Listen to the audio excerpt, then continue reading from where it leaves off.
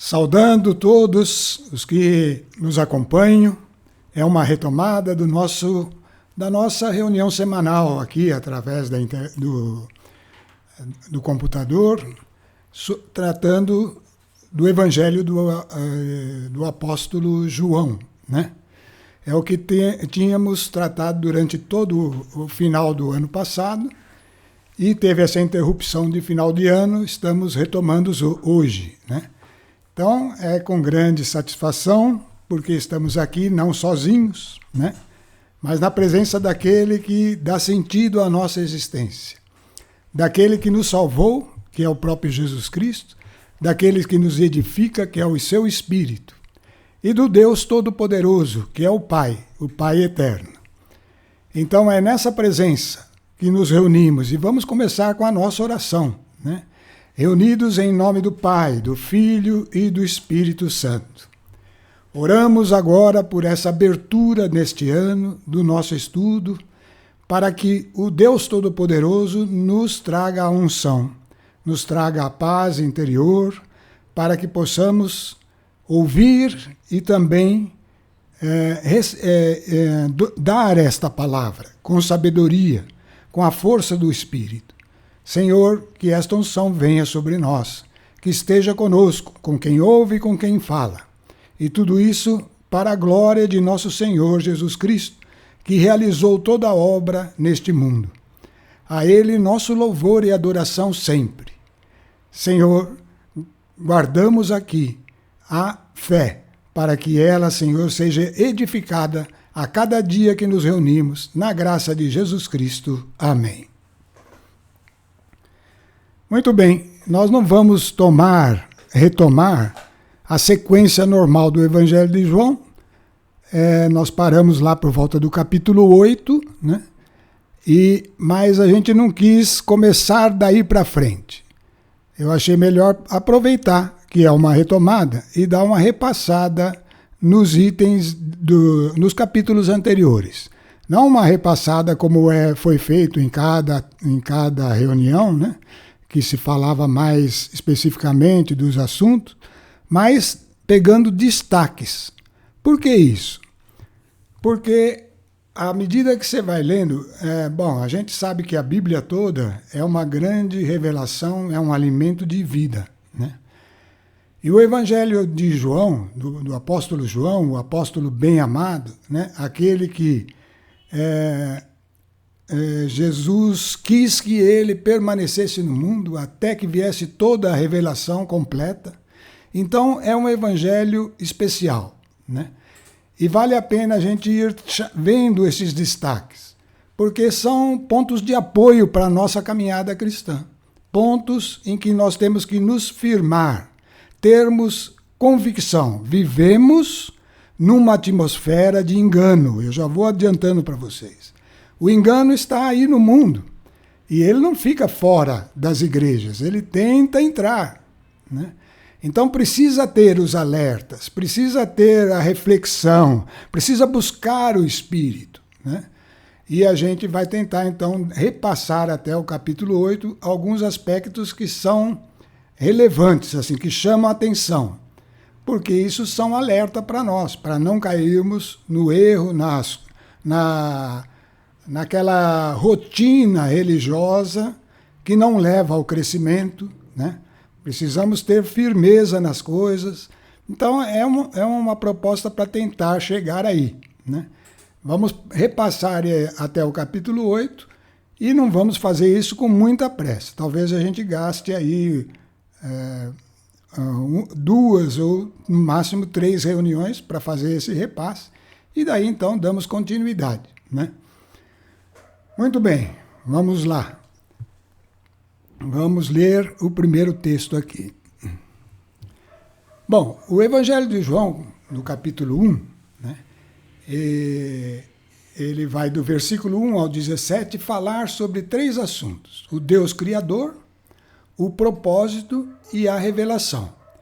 Nós não vamos ver, como eu disse, o texto completinho, mas vamos chamar a atenção sobre esses 3 aspectos: o Criador, o propósito e a revelação. Então vamos ver aí como que João expôs isso. Primeiro, o tema, o Criador. Está lá em João 1, do versículo 1, 1 até o 4. No princípio era o Verbo, e o Verbo estava junto de Deus, e o Verbo era Deus. Bom, lembrando, se a gente lembrar lá do Gênesis, ele começa com a frase Deus disse. Dizer é expor o verbo. E o verbo, então, é a palavra de Deus. E sabemos que a palavra de Deus é o próprio Cristo. Então, no princípio estava lá Jesus como o verbo de Deus. E o verbo estava junto de Deus. Jesus é um com o Pai, E o verbo era o próprio Deus, porque os três são um. O Pai, o Filho e o Espírito. Então, isso são afirmações que podem deixar a gente assim meio confuso, com isso, mas é que a perfeição leva à unidade. Então, Deus Pai e o Filho e o Espírito são perfeitos, embora sendo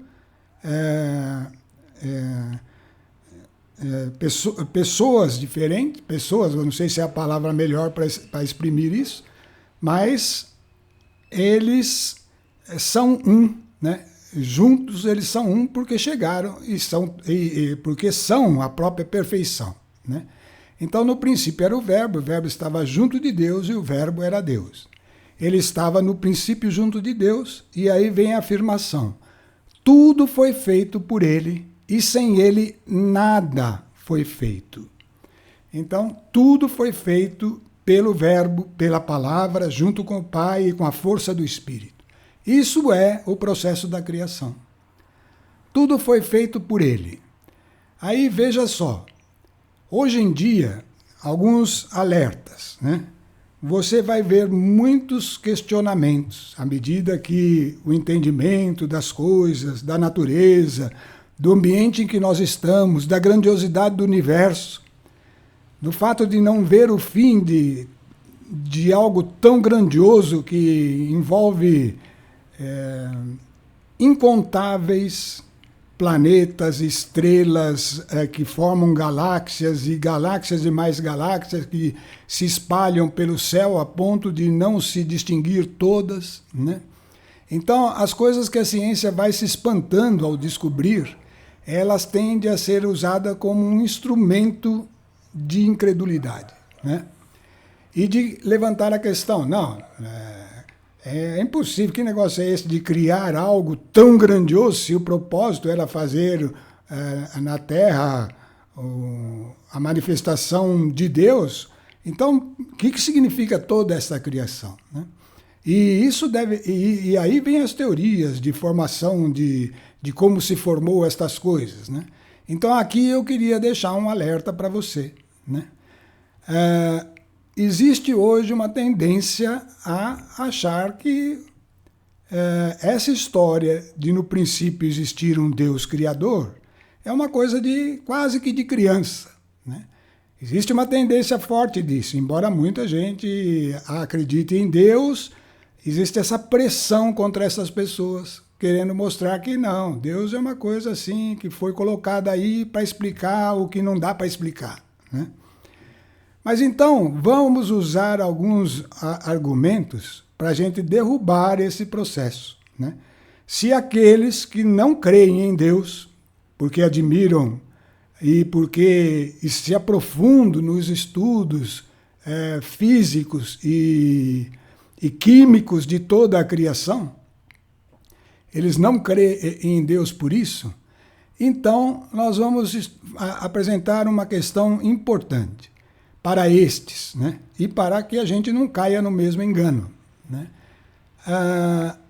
Se não há um Criador, e aí está dizendo que tudo foi feito por ele, e sem ele nada foi feito, portanto existe um Criador que está por trás de tudo, não importa o tamanho da criação, a grandiosidade do que ela contém, Tudo foi feito por ele, mas se a gente não quer crer nesse Criador, quer ainda ficar analisando que tudo pode ser um processo evolutivo que veio do quê?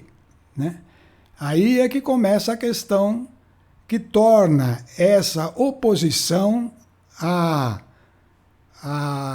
essa verdade que tudo foi criado por um Deus, né? Nem vou falar o nome desse Deus, nós sabemos, mas vamos deixar aí um Deus. Por que é Deus? Porque estava antes de tudo e estará para sempre. Então, essa é a definição de Deus. Aquele que criou todas as coisas, estava antes de todas elas e estará para sempre. Ele é eterno e é a própria essência do ser. Tanto é que o nome de Deus é Javé, eu sou. Se existe, é Deus, né?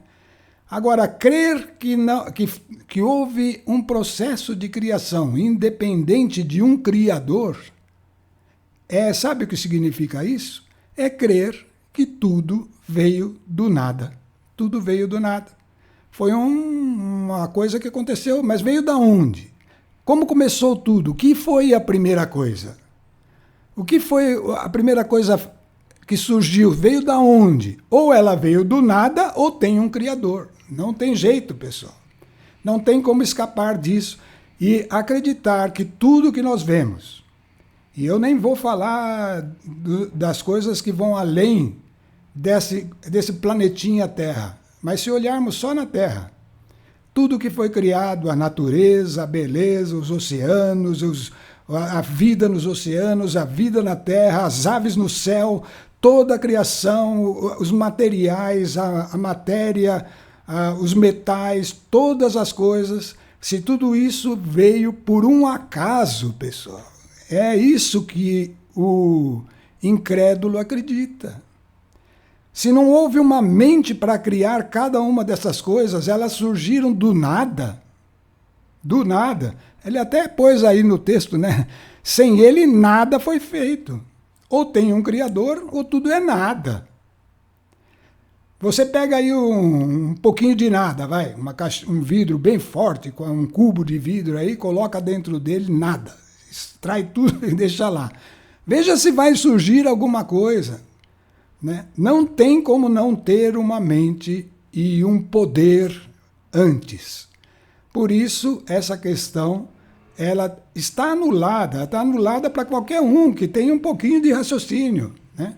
E ponha a sua mente para funcionar, porque ou veio do nada, ou tem um Criador. Você pode até falar, não, mas vai ver que não é o Deus de nosso Senhor Jesus Cristo.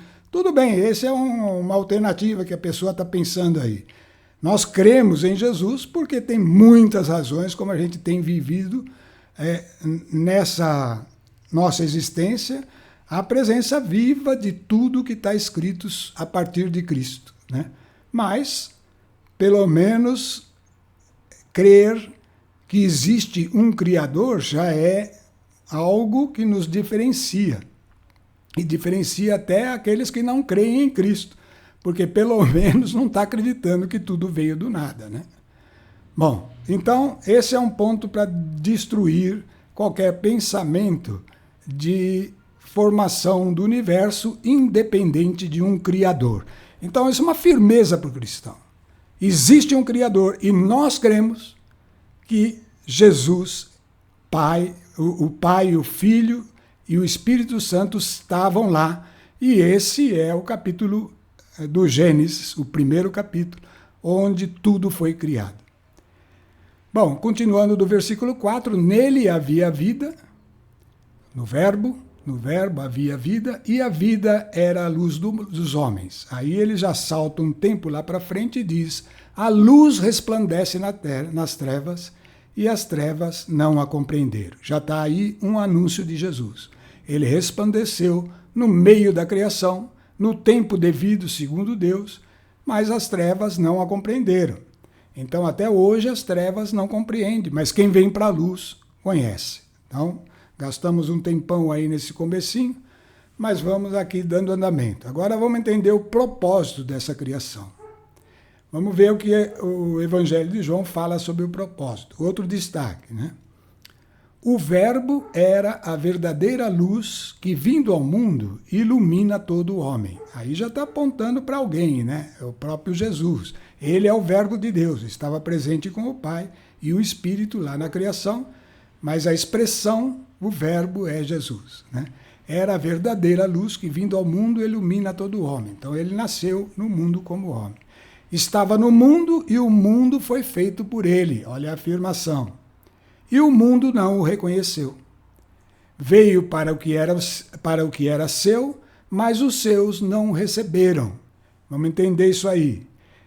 Deus havia já, nós não vamos gastar todo o tempo sobre a história toda desde o Gênesis até a vinda de Jesus, né? Mas a gente sabe que houve um povo gerado em cima de um pacto de aliança com Abraão, que era um homem, e esse pacto de aliança gerou esse povo, e esse povo então foi separado como povo de Deus. E esse povo separado recebeu a lei. A lei era uma série de ordenanças que eles deviam cumprir, né? Então, Jesus veio para estes, mas eles não o receberam, né? Não conseguiram entender Jesus, né? Mas aí o texto afirma o seguinte na sequência: mas a todos aqueles que o receberam, aos que creem em seu nome, deu-lhes o poder de se tornarem filhos de Deus. Olha essa frase, como ela é grandiosa. Esse é o propósito da criação, pessoal. O propósito de Deus, aquele que criou todas as coisas, por mais gigantescas que elas sejam, por mais misteriosas que ainda se mostram para nós, esse Deus fez tudo isso na grandiosidade que está aí e que não se mede, que é tão enorme. Nessa grandiosidade, o propósito era gerar filhos para Deus. Então você vê a que ponto nós, humanos, fomos chamados. A possibilidade de nos tornarmos filhos desse Deus que era antes de tudo e permanece para sempre, e que é o sentido de toda a existência. A palavra existir está dentro dele. Então, nos tornarmos filhos dele é algo preciosíssimo.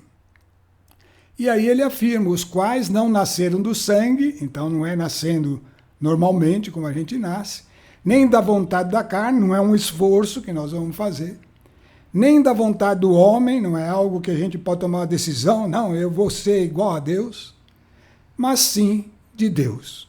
Então aí é só por meio do próprio Deus, e esse Deus que se fez carne, que é um com o Pai, é o próprio Jesus, só por meio dele é que pode acontecer esse propósito para toda a criação, que é nós, na nossa fraqueza, na nossa incapacidade, nos tornarmos filhos de Deus.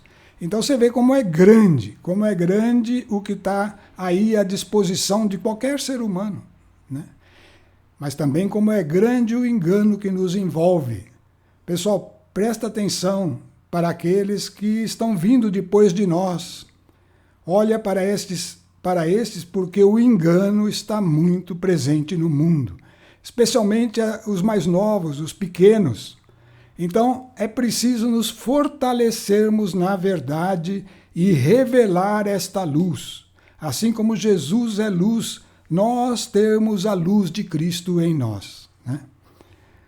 Vamos agora, então, ver a última questão, que é quem revelou. Isso nós já sabemos, né? Está lá em João 1, pois a lei foi dada por Moisés, então aquela lei da primeira aliança, né, que nós falamos aí rapidamente, foi dada por Moisés. A primeira aliança foi aquela que não conseguiu distinguir Jesus, embora ela era de Deus, era uma aliança dada nos limites do homem, que é o certo e o errado, né? Ter consciência do certo e do errado o homem tem, e ele pode cumprir a lei, mas eles não souberam ver o passo seguinte, que é ir além da lei e mudar de fazer para o ser. Esse foi a grande queda, né, daquele povo que ainda tem a promessa da conversão em massa no final dos tempos. Mas a lei foi dada por Moisés a esse ponto. Mas a graça e a verdade vieram por Jesus Cristo. Ninguém jamais viu Deus. Realmente, quem vê Deus, a grandiosidade é tanta que cai morto, né? Então ninguém jamais viu Deus. O Filho único que está no seio do Pai foi quem o revelou. Então tem uma revelação que nós podemos ver e que está aí diante de nós. É por isso que eu sempre insisto. A Bíblia é uma preciosidade. Enquanto ela está aí intocável, precisa ter. Ali está toda a revelação. Tudo que nós falamos aqui é porque a gente leu a Bíblia diversas vezes. E olha, o que nós falamos é um esboço, uma coisa frágil, perto de tudo que pode ser extraído dali com a força do Espírito de Deus, que é dado a quem crê em Jesus. Né? Então, quem revela o Pai?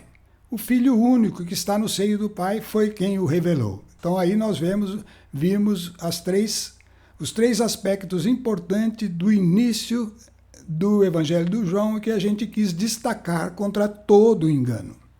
Primeiro, o Deus Criador, com um propósito claro, gerar filhos, e que isso é revelado por quem? Pelo próprio Filho Jesus Cristo. Ele é a revelação. Estão vendo aí a importância de nós prestarmos atenção a cada texto das Escrituras, desde o Velho Testamento até o Apocalipse, que também foi escrito por João. Né? Vamos continuando aqui. O próximo assunto que trata é o capítulo que trata das bodas de Caná. Nós vamos pegar só destaques, como eu estou falando. Não dá para a gente ler os capítulos inteiros, tem mais informações, tem mais detalhes, tudo. Mas é destaques que acho que é importante ir consolidando dentro da gente. Né? Então, as bodas de Caná. Essas bodas é uma figura da vida humana. Né? O que estava acontecendo nas bodas de Caná? Um casamento. Um casamento que é para gerar vida. Né? O casamento é a união entre o homem e a mulher para gerar filhos, vida, e também é uma mudança de vida para os dois, para o homem e para a mulher, que se unem, né? Passam a ser uma nova vida que está vinculada firmemente na presença de Deus, por isso não pode ser quebrado o pacto, porque é pacto de aliança, né? E ao estar assim, consiste então numa nova forma de existir. Já não é mais um só, mas são dois vivendo uma unidade. É uma figura da unidade do Pai com o Filho e com o Espírito Santo. Então, essa bodas de Caná é uma festa, e essa festa, que deveria ser uma festa, né? Essa festa é figura da nossa vida, da nossa existência. Mas nós devemos pensar o seguinte: o que aconteceu nas bodas de Caná? Né? Nós vimos que, de repente, no meio da festa, começou a acabar o vinho.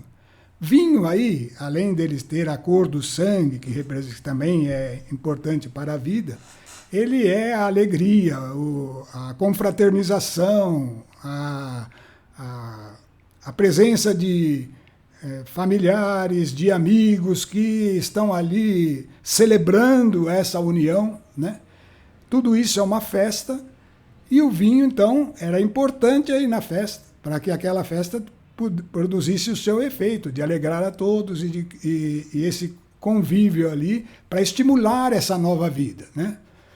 Então, existe essa festa, essa bodas de Caná, como uma figura da nossa vida aqui no mundo. Né?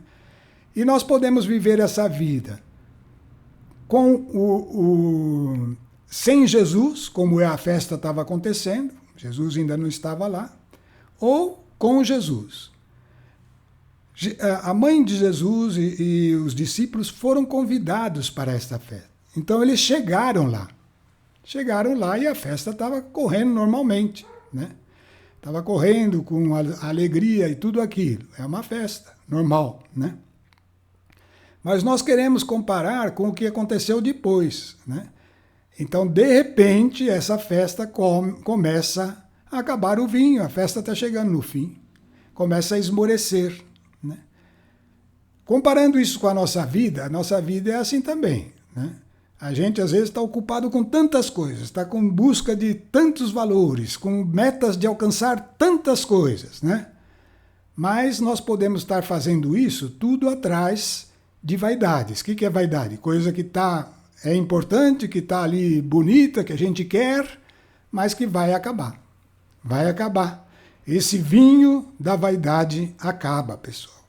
Ele acaba e, portanto, viver a vida, que é uma representada aí por uma festa, sem Jesus, é uma vida limitada. Ela acaba.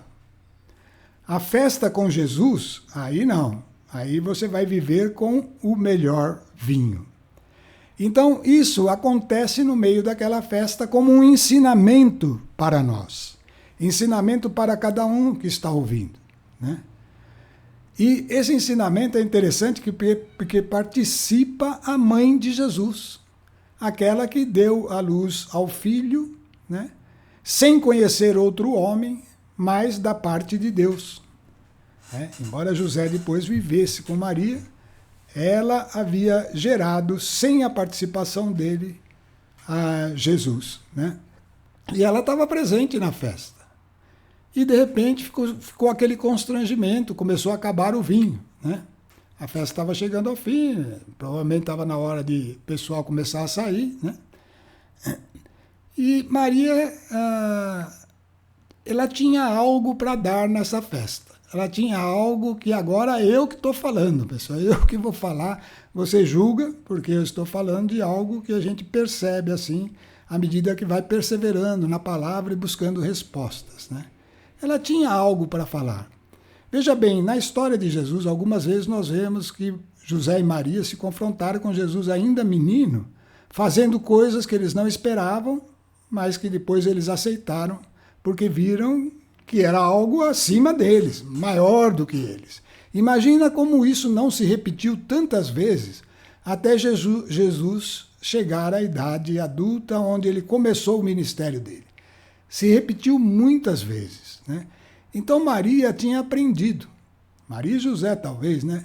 Mas Maria, assim, mais como mulher, mais atenta às coisas de uma festa, de uma reunião, ela viu que eles estavam com esse problema, o vinho acabando, né? E ela falou uma coisa que ela tinha dentro dela. Ela tinha aprendido nesse convívio com Jesus, mesmo criança, até chegar à idade adulta em que ele ia iniciar o plano de Deus para ele, né? Ela tinha aprendido que quando ela tinha uma dúvida, quando a família tinha uma dúvida, ia a ele e vinha o esclarecimento, vinha a luz, vinha a resposta certa. E ela quis ajudar assim. Ela chegou para Jesus, olha, está acabando o vinho. Jesus falou, bom, isso não compete a nós. Mas aí ela foi lá para eles e falou, façam o que ele disser. O que ele disser, ele vai dar uma solução. Qualquer que seja, ele vai dar. Mesmo que seja para terminar agora, é ele que sabe. Ela tinha essa consciência, né?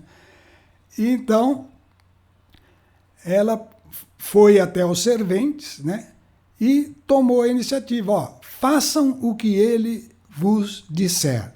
Aqui é o ponto alto desse momento nosso, desse texto das bodas de Caná. Fazer o que ele vos disser. Essa frase, pessoal, está ecoando até hoje para toda a igreja. Façam o que ele vos disser. Nós não sabemos das coisas. Nós vamos saber, nós temos a palavra, e mesmo lendo a palavra, a gente tem dificuldade de ter um entendimento, mas à medida que nós perseveramos, buscando entender, nós vamos aprendendo a saber o que ele está dizendo para nós. E esse é o caminho, fazer o que ele diz. É o caminho que torna a nossa vida edificante, que torna a nossa vida capaz de fazer as coisas que agradam a Deus. Então, fazei o que ele vos disser, é uma frase da mãe de Jesus, de Maria, que vale para cada um de nós. E ela não está fazendo nada por ela mesma, está dizendo para ir a ele e fazer o que ele disser. E foi isso que os serventes lá fizeram. Achavam-se ali 6 talhas de pedra para as purificações dos judeus, eram uns recipientes grandes, tinha de 60 a 80 litros, 6 talhas dessas, 60 a 80 litros. e estavam lá. Aqueles recipientes, eles enchiam de água e faziam a purificação, a lavagem das mãos, dos pés, coisas assim, né?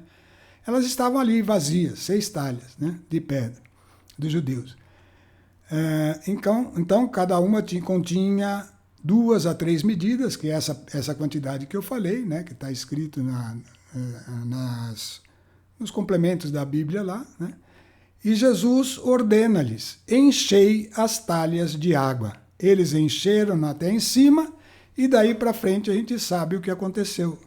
Aquela água imediatamente foi se transformando em vinho. E um vinho que era melhor que o vinho que estava sendo servido, e era melhor do que qualquer vinho, né?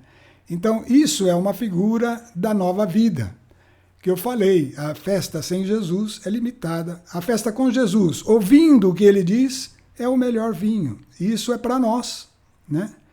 Enchei as talhas, mas tem que encher. A talha da purificação representa o seguinte: encher a talha com água é a água que vai lavar, que vai purificar, né? Por isso que as talhas eram talhas de purificação, né? E a figura da água é presente quando se fala de purificação, porque a água é que limpa as impurezas, né? É usada normalmente, é a água e o fogo, né? Mas a água é essa forma de limpar pelo fluir da água, né? Então, eles, ao fazer aquilo que Jesus disse, aquela água foi sendo transformada em vinho. Isso vale para nós, dentro de nós mesmos, né? Nós temos muita coisa dentro de nós, e aí o próprio Evangelho vai nos mostrar com mais detalhes adiante, que precisa ser purificada dentro de nós. É a nova natureza, ela vai precisar crescer, né? Mas para isso, a cada instante, a talha tem que estar sendo enchida com a água que representa o arrependimento, o reconhecimento do erro, né? Ao fazer isso, então, essa água se torna vinho e se torna vida, e essa é a vida nova em Cristo. É assim que é o processo. Cada vez que nós nos enchemos da água do arrependimento na nossa existência, quando nós percebemos os nossos erros, e isso é função do Espírito, ele vem dar consciência do pecado, ele nos convence do pecado. A hora que ele nos convence, nós temos que tomar a decisão de nos arrepender, que é encher a talha com água, e essa água então se transforma em vida, e é vida nova, é vida do tipo de Deus, e é o melhor vinho. É a alegria, é a vida na natureza nova que vai se crescendo dessa forma, por múltiplas vezes em que nos arrependemos e cremos. Arrependei-vos e crede. Essa é o processo. Por isso que tem que fazer o que ele nos disser, né? Bom, então, eles encheram as talhas até em cima, e o que resultou é que aquela festa ficou quase que interminável, né? Porque se era 70 litros em média em cada talha, dá 490 litros de vinho. Isso é só uma figura de que em Cristo a nossa vida se estende muito além do que as 6 talhas, viu? E nós vamos ver aí adiante, é uma vida que se estende para a eternidade. Continuando. Aí, depois disso, acontece um outro evento extraordinário. Nós estamos chamando esses destaques para a nossa vida cristã. Primeiro, guarda aquela frase lá, fazer o que ele disser, né? Agora vamos ver a purificação do templo, é outra coisa importante para nós. E aquelas que a gente vem falando desde o começo, o Deus Criador, o Deus que nos fortalece, né? Que tem um propósito para nós, né? E aquele que revela, né? Sabendo todas estas coisas, é que nós vamos nos consolidando na caminhada cristã, né?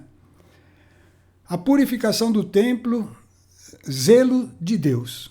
Isso é uma coisa que Deus tem zelo por isso, que o templo esteja puro. Existia um templo na antiga aliança, que representava um templo verdadeiro que viria depois, né? E que vai se cumprir ainda lá na vida eterna, né? Mas agora, individualmente, esse templo já tem um sentido importantíssimo para nós, né? E a purificação do templo é algo que Deus põe o seu zelo em cima disso. Isso é uma coisa que ele dá importância, ele dá toda a atenção a isso. Então, Jesus vai dar uma ordem para cada cristão individualmente, e isso vai ser feito isso vai ser feito mostrando o sinal dele para ter essa autoridade de impor a nós este zelo, que é a purificação do templo. Ele vai impor como autoridade e vai provar por que ele tem essa autoridade. É lógico que nós sabemos, ele é o Filho de Deus, então toda a autoridade está nele, mas ele faz questão de mostrar isso, de provar isso de uma maneira que a gente não espera, né? Mas vai estar ali provado, né? Então vamos analisar cada passo desse, né? A ordem, como é que foi? Está lá em João 2, no versículo 14, começa. Encontrou no templo os negociantes de boi. Ele então entrou no templo da velha aliança. E encontrou lá dentro negociantes de bois, ovelhas e pomba, mesa de trocadores de moeda. Fez ele um chicote de corda e expulsou todos do templo. Então você está vendo aí que é um zelo mesmo, né? Algo que ele não tolera. Como também as ovelhas e os bois, espalhou pelo chão o dinheiro dos trocadores e derrubou as mesas. Disse aos que vendiam pombas: tirai isso daqui, e não façais da casa de meu pai uma casa de negociantes. Então, esse assunto aqui, ele tem dois níveis de aplicação. O primeiro deles é olhar a igreja como o templo, a igreja nossa, a igreja cristã como o templo.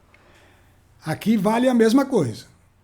O templo, a igreja, aquilo que a igreja estimula, não pode ser coisas voltadas aos valores do mundo, né? Aos negócios, ao dinheiro, né? À riqueza. Não pode, isso está fora da igreja, tá? E por isso deve ser removido. E ele fez de uma maneira drástica, com chicote de cordas, expulsou do templo, né? Espalhou o dinheiro pelo chão. Isso não devia valer coisa alguma diante daquilo que é o propósito da igreja que nós já vimos, né? E ele afirma claramente: não façais da casa de meu pai uma casa de negociantes. Então não se vende a graça de Deus, não se dá em troca de valores perecíveis, né? Então essas coisas nós temos que ter em mente. Não é que isso não está dentro da igreja, vira e mexe está, né? Tem igrejas mais zelosas em relação a isso, tem outras menos, não importa. Mas é importante que nós individualmente saibamos destas coisas. É o que eu falei, o engano está crescendo demais no mundo. Então, buscar a Cristo com um propósito de negócios, com um propósito de enriquecimento, de dinheiro, né, é um propósito totalmente errado, né?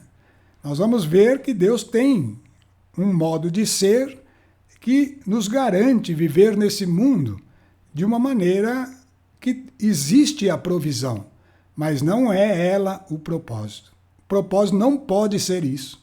Isso tem que estar muito claro no cristão. Ele não pode confundir, de vez em quando está fazendo uma coisa para conseguir algo do mundo, né? Com Deus, você vai ter tudo o que é necessário de uma maneira diferente que nós vamos falar adiante, tá? Vai ficar bem claro porque o Evangelho mostra tudo e vai depurando ponto a ponto, né? Então, aqui nós falamos sobre o zelo de Deus com sua casa, que pode ser, então, duas coisas. Eu falei, primeiro a igreja, a outra coisa é o nosso próprio ser, é templo. Cada cristão que se converteu de verdade, isso é de verdade é o quê? De verdade é crendo em Deus e recebendo pela fé a presença do Espírito Santo nele. Então não é um ritual que faz lá e esquece. A presença do Espírito Santo em nós exige uma interação com o Espírito. Essa interação tem que estar acontecendo, ou através da palavra, ou através dos encontros, ou onde for, mas individualmente, independente da igreja, cada cristão tem que estar vivo nesse relacionamento diário com Deus, através de leitura, através de reflexões, através de mudanças de atitudes, daquela forma que ele falou, arrependendo-se, crendo, né? Então, cada um de nós tem que... Isso é conversão de verdade, né? E os propósitos não podem ser esses que foram condenados aí com esta frase, né? Fazer da casa de Deus, que pode ser o nosso próprio eu, nosso próprio ser, uma casa de negociante. Não se vai para Deus por questão de negócios, tá? Então, esse é um aspecto importantíssimo que nós temos que chamar atenção. É a finalidade dessa revisão, né? Bom, vamos ver qual é o sinal de autoridade que Jesus deu para os judeus naquela hora para falar estas coisas, para expulsar tudo daquela forma tão violenta, tudo aquilo que estava acontecendo, que era uma rotina dentro dos templos, né? Era algo que era meio que normal, né? Então, qual o sinal de autoridade? E o sinal, pessoal, não é uma coisa qualquer, é um sinal que não tem como contra-argumentar, né? Perguntaram-lhe os judeus: que sinal nos apresentas tu para procederes deste modo? Respondeu Jesus: destruí vós esse templo. Ele estava falando do corpo dele. E eu o reerguerei em 3 dias. Esse é o sinal da autoridade. Então vocês estão vendo que ele deu a própria vida, ele deixou-se morrer numa cruz, flagelado, num pior dos flagelos, que é a crucificação, derramar o sangue até esgotar-se. Fez tudo isso para que todos nós pudéssemos receber indignamente a presença do Espírito e então começar, com a ajuda dele, uma purificação do templo. E ele mostrou que isso era um poder que estava nele, porque deu a ordem: destruí vós esse templo, e eu o reerguerei em 3 dias, e isso se cumpriu integralmente para a nossa fé. Então, vocês estão vendo como cada aspecto aí é importante da gente ler, refletir e assimilar. Cada dia precisamos guardar todas estas coisas. Nós já passamos por elas, estamos chamando a atenção, dando ênfase a cada aspecto desse, né? Vamos continuar. Aí tem a passagem com Nicodemos. Nós lemos lá no capítulo 3, tá? Já chegamos aí até o capítulo 3. Então, a passagem com Nicodemos vai falar de um novo nascimento e de um julgamento, tá? Um novo nascimento e um julgamento. Para entender essa passagem, né, que é um fato que aconteceu, Nicodemos era um doutor da lei, ele estava em Israel, começou aquele movimento, todo mundo falando de alguém que estava falando que era o Messias, que estava fazendo milagre, e ele começou a olhar e julgar aquilo e quis ir conversar com Jesus, né? Então ele foi lá escondidinho, porque ele era autoridade, era uma autoridade importante, assim, naquela elite judaica, né? Aqueles que conheciam a lei, e ele então foi lá escondido falar com Jesus à noite, né? E Jesus vai conversar com ele sobre esse novo nascimento e o julgamento. Nós vamos entender o que Jesus está mostrando a Nicodemos, porque é lógico que vale para nós, né? Mas antes de falarmos disso, então eu estava dizendo, lá no Gênesis, né, deixa claro que o homem foi feito do barro, Deus moldou do barro. Isso é óbvio que é uma figura, mas uma figura que tem um baita sentido, né? Vem de um processo de evolução mesmo, desde a criação, quando Deus dá start a tudo, né? Então vai sendo desenvolvido matérias e formas de vidas bem primárias que vão ganhando experiência, crescendo, vai se formando até chegar ao corpo humano. E esse é um processo longo, não importa quantos anos, ou milhares, ou milhões de anos tenha levado. Para Deus não existe essa limitação. Então, isso mostra que a nossa matéria, o nosso corpo, veio de uma mistura dos materiais pelos quais é composta o próprio planeta Terra. Isso é formar o homem do barro. A Terra foi feita para gerar os homens, né? Então, o barro é o corpo. Então foi formado esse corpo. Chegou lá, ele devia ter um tipo de vida, né? Mas uma vida assim, não do tipo de Deus, sem consciência, uma vida animal, né? Então formou o corpo do barro. Soprou sobre ele o espírito. Entrou uma outra parte que a ciência conhece muito pouco, que é o espírito, que é algo que está dentro de nós e que é importantíssimo porque Deus é espírito. Então algo de Deus entrou naquele corpo. Algo de Deus parecido com o que Deus é, entrou nesse corpo que veio do barro. E a partir desse momento que entra o espírito, ele passa a ser um ser vivente. Ser é aquele nome de Deus, né? Eu sou. Então passa a ser como um Deus, mas ainda em semelhança só, né? Um ser vivente. E esse ser vivente é o que a Bíblia chama de alma.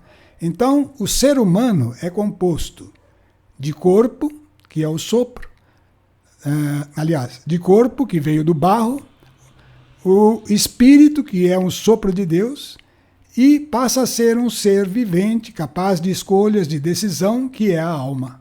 É a alma.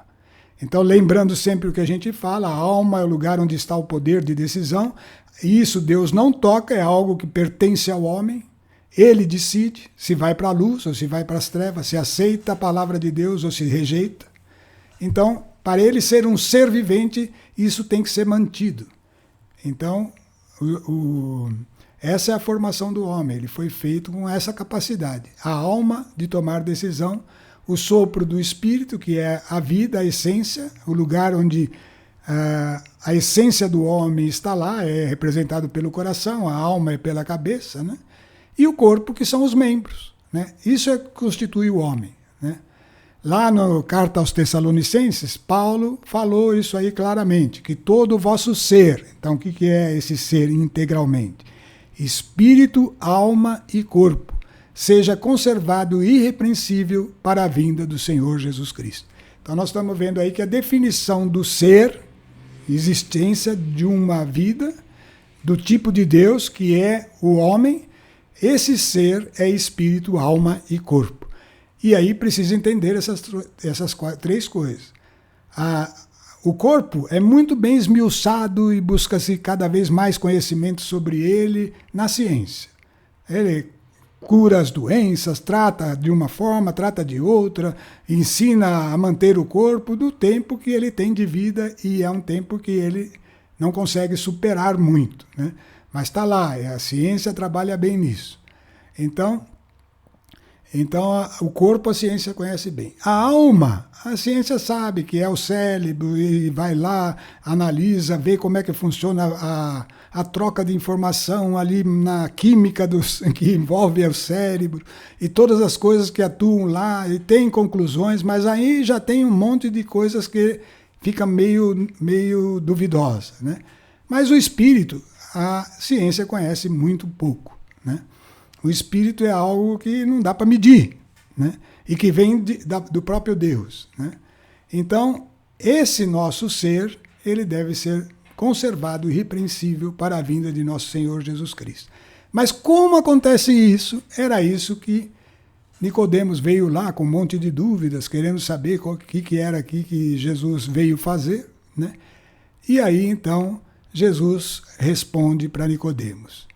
Em verdade, continuando o texto aí, né? Lá em João 3. Em verdade te digo, quem não nascer da água e do Espírito não poderá entrar no reino de Deus. O que nasceu da carne é carne, o que nasceu do Espírito é Espírito. Não te maravilhes que eu te tenha dito, necessário vos é nascer de novo. O vento sopra onde quer, ouves o seu ruído, mas não sabes de onde vem nem para onde vai. Assim acontece com aquele que nasceu do Espírito. Isso aqui nós precisamos explorar um pouquinho, né? Porque é assunto importante, né? E nós estamos chamando destaques, né? Destaques para a gente guardar e nos consolidar na vida cristã. Então, Jesus falou uma frase enigmática. Em verdade vos digo, quem não renascer da água e do Espírito, a água nós já até vimos alguma coisa, né? É o arrependimento e tal. E do Espírito não poderá entrar no reino de Deus, né? Por quê? Porque o que nasceu da carne é carne, o que nasceu do Espírito é Espírito. Então existe um nascimento do Espírito. Por quê? Deus não criou o homem corpo, alma e espírito? Por que tem que nascer de novo? É aí que está a questão, porque nós não nascemos daquela primeira criação que foi a de Adão. A primeira criação de Adão era isso. Ele recebeu um corpo formado do barro, um espírito que vinha direto de Deus e se tornou um ser vivente que era o poder de decisão. Ao exercer esse poder de decisão, ele foi colocado entre a luz e as trevas, Satanás e Deus, Satanás que falou não coma desse fruto, e Deus que falou, aliás, Deus que falou não coma desse fruto, e Satanás que falou come, porque ele é bom, porque vai te dar entendimento, abrir o entendimento. E ele escolheu a decisão que é da alma, que Deus não toca, que é do homem, ele escolheu a oferta de Satanás. E assim morreu espiritualmente. Então isso é um ponto importante para o cristão saber. Cada nenezinho que nasce, cada ser humano que nasce como descendente de Adão. E nasce, portanto, com o espírito incapaz, um espírito incapaz de entender as coisas de Deus. Para isso que Jesus veio, para mudar isso. Então tudo começa, essa mudança, a lei não muda isso. A lei deixa o homem com a consciência do bem e do mal, a possibilidade de fazer as coisas certas por uma decisão pessoal, que é da alma, mas não torna o homem, não transforma o homem. Então o homem pode evitar fazer as coisas erradas por vontade própria, mas não deixa de ter dentro dele o mal. O mal está lá dentro, porque ele herdou dessa descendência que aceitou a palavra das trevas, a palavra de Satanás. Para ele aniquilar isso, é necessário nascer de novo. Esse espírito que estava ali sob a influência, esse espírito que está no homem, descendente de Adão, sob a influência dessa decisão de Adão, que é a carne passa a influenciar o espírito, por isso o homem é tão tendente aos apetites da carne, às coisas da carne. Este só muda essa situação para que ele possa dominar a carne e viver a vida de Deus, só muda com o auxílio de um novo nascimento. Esse novo nascimento é que Jesus veio trazer para nós. Ele se torna assim, portanto, o novo Adão. Você está entendendo isso? Se nascemos do Adão, homem, caído no pecado, podemos renascer do novo Adão. Jesus Cristo é aquele que venceu o pecado e a morte. Então ali está a essência de toda a nossa existência. É nele, em Jesus Cristo. E aí, então, é óbvio que Nicodemos não sabia nada disso, né? Então ele respondeu para Jesus. Aliás, então Jesus tinha dito para ele que era necessário nascer do Espírito. Ele falou assim, vos é necessário nascer de novo. O vento sopra onde quer, ouves-lhe o ruído, mas não sabes de onde vem, nem para onde vai. Assim acontece com aquele que nasceu do Espírito. Então Jesus está dizendo que agora existe uma possibilidade de nascer de novo, porque não é mais do jeito que nós nascemos. Agora nós nascemos do Espírito com letra maiúscula, do Espírito de Deus, né? E não mais do Espírito de filho do homem, de Adão. Então aquele Espírito vai ser substituído por um novo Espírito. Esse é o novo nascimento. E aquele que nasceu do Espírito, ele começa a ser dirigido por esse Espírito e é um processo de vida. Esse é o processo da conversão, é o novo nascimento. Então, aqui, importante a gente saber, não é porque a criancinha não pecou que ela não tem pecado. Ela tem uma herança genética de Adão e o pecado está dentro dela. Uma hora ela vai ter que, na sua alma pessoal, tomar a decisão em favor de matar essa velha natureza e nascer de novo para Cristo. E isso seria, então, o batismo verdadeiramente cumprido. Ela reconhecer-se pecadora, frágil, tendente aos apetites da carne, e reconhecendo isso, pedir, renunciar a isso, aquilo que Adão não fez. Ele não recusou Satanás, mas nós recusamos. Recusamos, e então o Espírito de Deus entre nós, e aí está a força e o poder para vencer totalmente o pecado, né? E nós nos tornarmos, então, dirigidos por este Espírito recriado, que vai na direção de Deus. Por isso ele não vai naquilo que nós julgamos, mas naquilo que ele recebe do próprio Deus. E é uma coisa que a gente tem que aprender a ouvir o Espírito de Deus, que passa a ter comunhão com o nosso espírito só depois desse novo nascimento. Então o Espírito de Deus fala com o nosso espírito, mas depois do novo nascimento. Então isso é coisa que precisa estar muito clara dentro de nós. Não vale, olha, duas coisas que não é. Foi batizado lá a criancinha? Tudo bem, foi batizado. Vai ter que passar pela crisma, que vai ser a hora da decisão? Tem que passar. E essa hora tem que ser verdade? A pessoa tem que estar consciente? Tem que estar. Se não tiver ainda, vai ter que ser depois. Vai ter que tomar a consciência. Senão, não é filho de Deus, é filho do homem. Pode ser uma pessoa boa, pode ser uma pessoa que faça a justiça, mas é a justiça da lei. Não é a justiça que se cumpre em Cristo, que é mudar a natureza.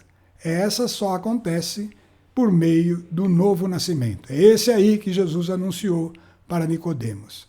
E a gente tem que ter consciência disso. Então nós estamos aqui já com o tempo adiantado. Deixa eu ver se dá para começar o próximo assunto. Dá para a gente terminar. Então vamos terminar nessa tela aqui, que é no mesmo assunto do Nicodemos, né? Na conversa de Jesus com Nicodemos. Ele vai falar que aí se estabeleceu um julgamento. E aqui entra algo importante para nós, cristãos, que precisamos saber, né? Então vamos ver o que ele falou. Falou assim para Nicodemos: como Moisés levantou a serpente no deserto, isso era uma coisa que Moisés fez para curar os judeus que estavam sendo mordidos pela serpente. Eram figuras que apontavam para Cristo, né? A serpente para Satanás e a cruz de Cristo é que foi levantada para nos curar. Eram figuras, mas agora ela é verdade, né? Então Jesus está dizendo: como Moisés levantou a serpente no deserto, assim deve ser levantado na cruz o Filho do Homem, para que todo homem que nele crer tenha a vida eterna. Então aí nós vimos o novo nascimento e a possibilidade da vida eterna. Até esse versículo ainda estamos na possibilidade de ter a vida eterna. Precisa crer em Jesus. E aí ele vai falando: com efeito, de tal modo Deus amou o mundo, que deu o seu Filho único, para que todo aquele que nele crer não pereça, mas tenha a vida eterna. Então, anunciou uma vida que se estende para sempre. Você vê como o vinho novo é muito mais importante. Ele não tem fim, por isso aquela quantidade enorme do vinho que representa a vida ali, e se estende para a eternidade.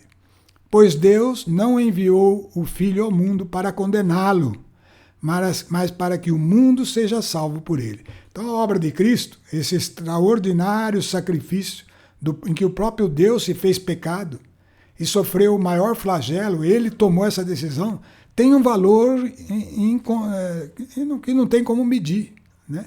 E isso tudo dá o direito de que todo aquele que nele crê, e crer é um ato que leva a uma ação, né?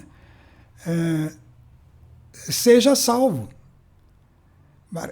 Seja salvo por ele, né? Aquele que nele crê não é condenado mais. Quem não crê já está condenado. Olha aqui. Então, todos nós nascemos condenados. Quem não crê já está condenado. Nascemos sob condenação.